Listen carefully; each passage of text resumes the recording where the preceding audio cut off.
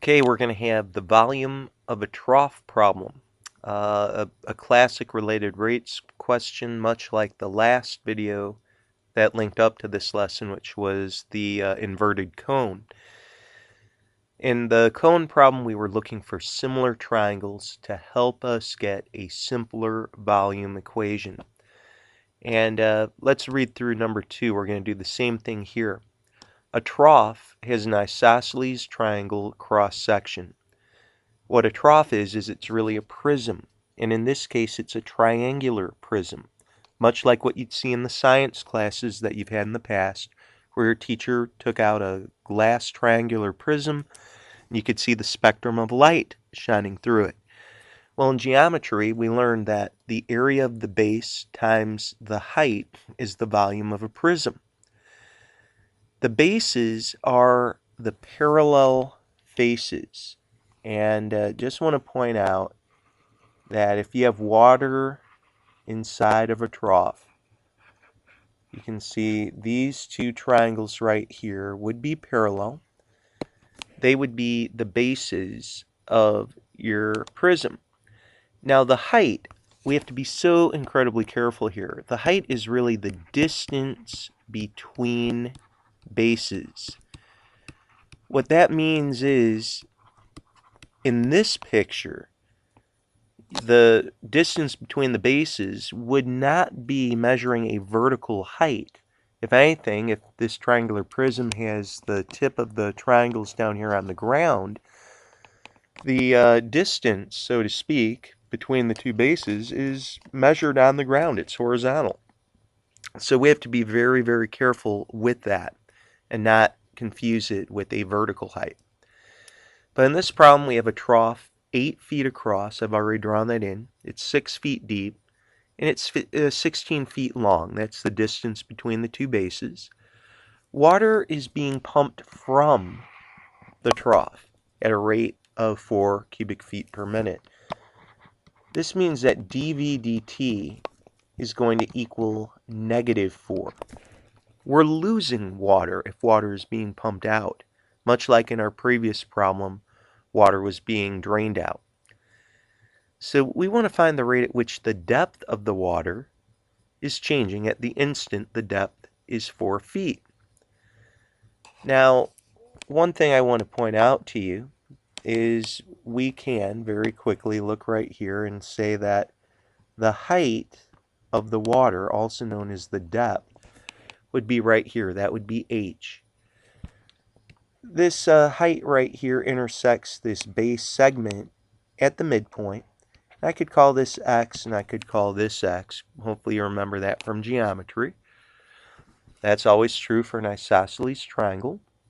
The height is drawn to the midpoint and it bisects that base. So what you have really is, drawing this off to the side, you've got this entire segment is 2x, and then we've got this right here is our height.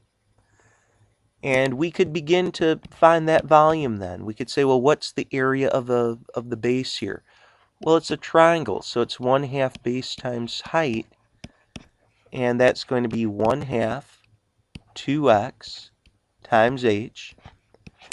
And the distance between the two bases right here is going to be 16. And without too much work, the 2 and the 1/2 cancel, and you'll be left with 16xh. Now it's at this point that we can look back and notice that it's very similar to our previous problem. We, unfortunately, are dealing with 3 variables, v, x, and h. All of them are changing with respect to time. In a perfect world, we'd really like to only see 2 variables, one on the left, one on the right. That's where similar triangles are going to come in. And of course, what I'd really like for you guys to see here, and I'm going to maybe draw this in a different color, maybe make this green just to make it stand out a little bit. We have the entire trough itself where we can see a triangle. Much the same way I drew in a midpoint before, this is 8 feet across, we have 4, and we have 4. So we have this real big triangle. This is only half of that isosceles triangle. This is 4. And the height, or the depth, in this case, it's the height of that triangle, would be 6. Now, of course, in our water level triangle, and I'm drawing over that right now, we have x and we have h. And we have this shared angle in both, so we do have similar triangles. That means I could say 4 over 6 equals x over h. And 4 over 6 will reduce to 2/3. Now, at this point, you can solve for x or you could solve for h. You could cross multiply and do either one. But it's important to read the rest of the problem. We want to know the rate at which the depth of the water is changing, so we're going to try to find dH dt when, at the instant, the depth, or the height, is 4.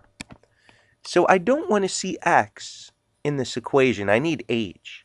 So solve for x right here. So tell you what, how about we just multiply both sides by h, and you'll have x is equal to 2/3 h.